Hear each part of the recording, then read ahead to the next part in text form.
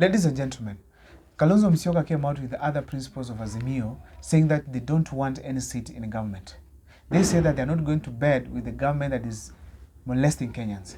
Now, they went ahead to say that whoever who goes to government has gone on individual capacity. And everyone else knew that now Azimio was breaking and Raila was going to the government, to join government by himself as an individual.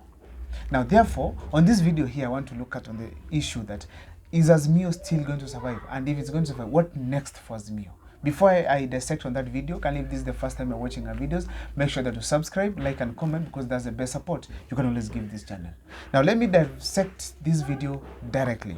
Now, if you check closely, these people have, like, Raila Amolo Odinga defied Kalonzo Musyoka. He defied him because Kalonzo Musyoka said as a team they have refused, they don't want to join government. But Raila Amolo Odinga has gone ahead to give 4 names that have been proposed by William Ruto as nominees of the cabinet seats.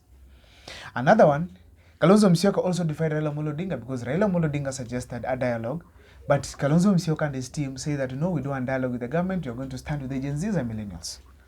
Also now, is that the end of Azimio?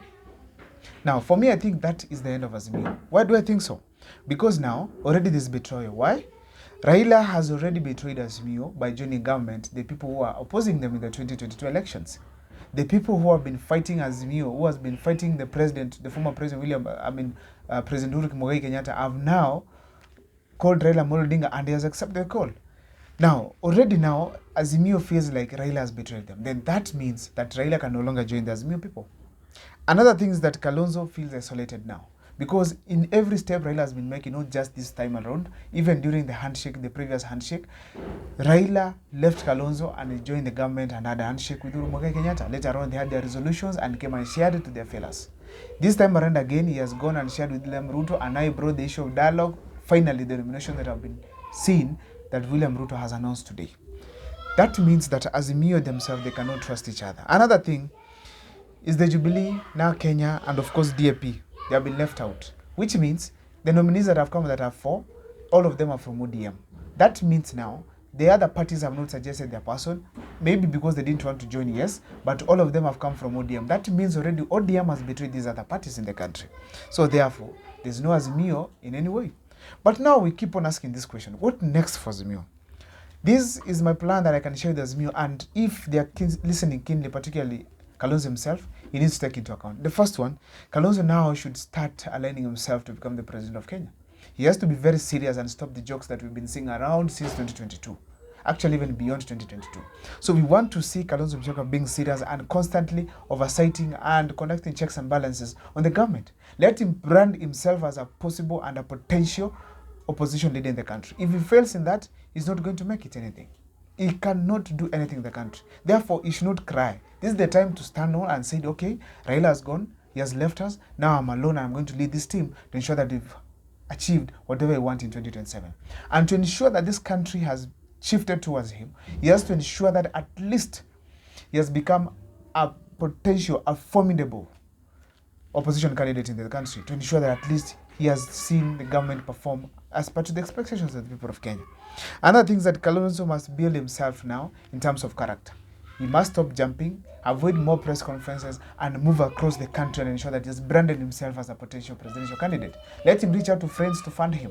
Let him reach out to friends to give him support, because that can assist him. Another thing Kalonzo has to do is to stop jokes of bringing Wamalwa as his running mate.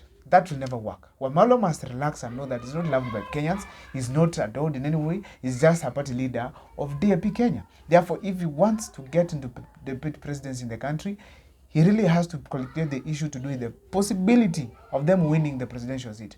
Therefore, Kalonzo Musyoka must sit down, draft a very nice plan, and bring in someone who is going to be formidable to ensure at least they have performed. Why am I saying so? If they don't organize themselves well at this point and become a formidable team, there's a likelihood they're going to need Raila Amolo Odinga again going forward. They're going to be misused the same way they have been misused right now. He's going to be misused, that same Kalonzo, the way has been misused before by Raila Amolo Odinga in various aspects, particularly when they had the handshake in 2018. So therefore, Kalonzo must ensure that he has been on the forefront, championing for the rights of Kenyans and actually campaigning peacefully. Because if he gets the support of the Gen Zs and millennials for being someone who's fighting for the people of Kenya, genuinely, then he will be able to succeed as a presidential candidate.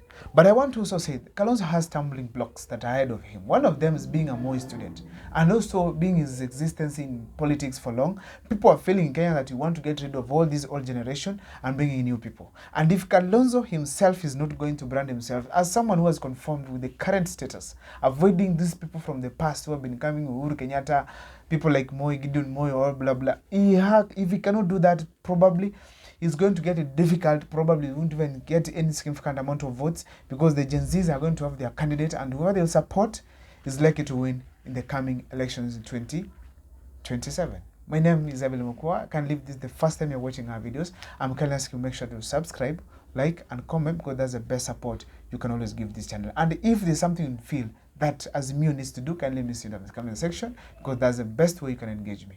See you next time.